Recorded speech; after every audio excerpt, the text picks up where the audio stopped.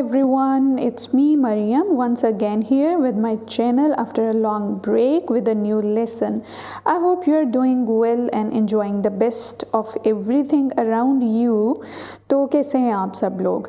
Okay, आज के lesson के बारे में बात करते हैं. आज का लेसन जो है it's about the usages of make and do. ठीक है, कैसे मेक और कैसे डू हमने यूज़ करना है in actual life. How many possibilities of the sentences are there with the usages of make and do. We will talk about it today in today's lesson.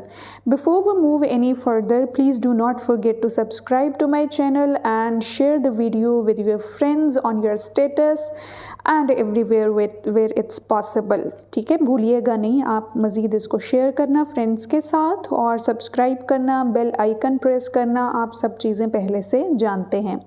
तो अब देख लेते हैं मेक का और डू का यूजेज कि कितने सेंटेंसेस में पॉसिबल हो सकता है.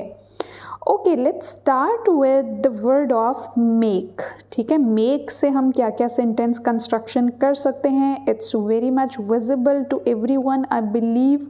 तो उसमें क्या क्या है?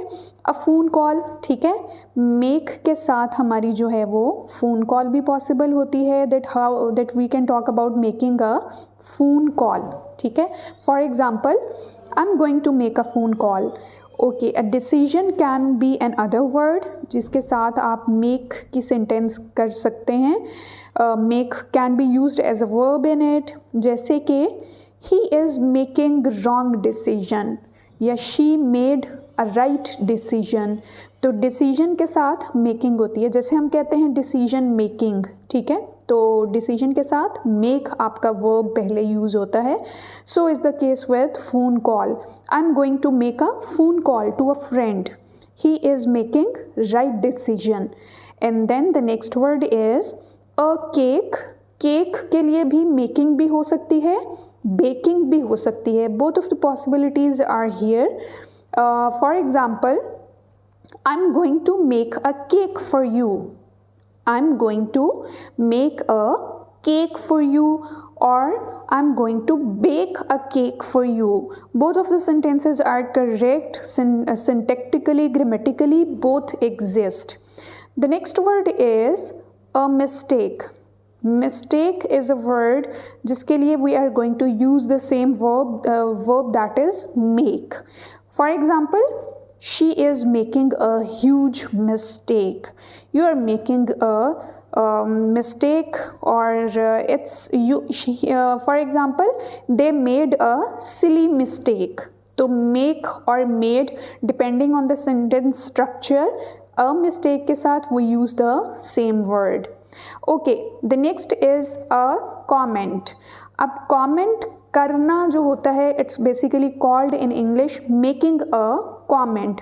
She made a comment on his or her appearance. Alright, comment जो है it's different than complement.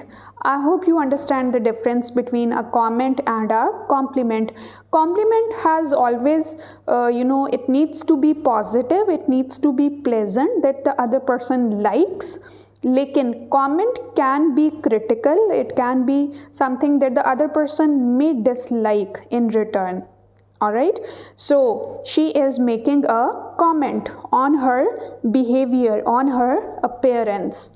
The next is a promise. Now promise we already know कि promise making होती है. ठीक है, she made a promise to come back. For example, she made a promise to come back.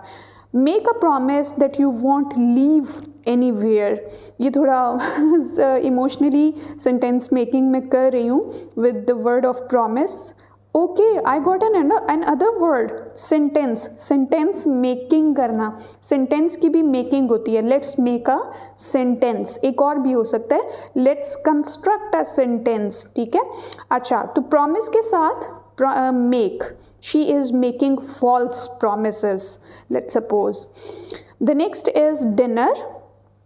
She is making her dinner. She is making her lunch. She is making her breakfast. So we have 3 different possibilities of meal timing with the word make. I hope this make sentences are clear to everyone. Okay, let's move towards the other possibility, that is do. We can have so many sentences with the word do, जहाँ पे do as a verb use होता है. For example, let's do the dishes. This is something that nobody likes, I'm sure, because doing the dishes का मतलब होता है बर्तन वगैरह धोना. वो जो जिसको आप बोलते हैं ना washing the dishes, basically washing the dishes is not that appropriate, or you can say a modern term. So the modern term is she is doing the dishes, he is doing the dishes. तो dishes के साथ do, that is used in a term बर्तन धोना. Okay, doing the laundry. Now laundry आपको पता है कपड़े वगैरह धोना, so we have the same word, we have the same verb for this possibility as well. कि लॉन्ड्री के लिए I am doing the laundry, ठीक है. वॉशिंग द लॉन्ड्री नहीं होगा, इसका क्या होगा, he is doing the laundry. Laundry वही आपका कपड़े धोने वाले सेंस में यूज़ होता है. Homework or housework, she is doing her housework, he is doing his homework. तो housework, homework या फिर household, she is doing the household. वो एक घर के काम जो होते हैं उनके लिए हम यूज़ करते हैं household. तो उसके लिए भी we can use the verb do. Got it? Next is a favor. Can you do me a favor? For example, I'm just giving you an example कि आपका जब फेवर की बात होती है तो आप क्या कहते हो usually, I need your favor. हम ये भी कहते हैं I need your favor, या फिर can you do me a favor. तो फेवर के साथ भी हमेशा do का verb यूज़ होगा. Next is your best. Your best is कि आप अपना बेस्ट जब देते हो, I am doing my best और I am giving my best. Do your best to get the desired results. ये सारी एग्जाम्पल्स दे रही हूँ. Do your best to get the desired results, यानी कि अगर आपको अपने डिज़ायर्ड रिजल्ट्स चाहिए तो उसके लिए you have to do your best. Got it? Next is nothing. Nothing, do nothing.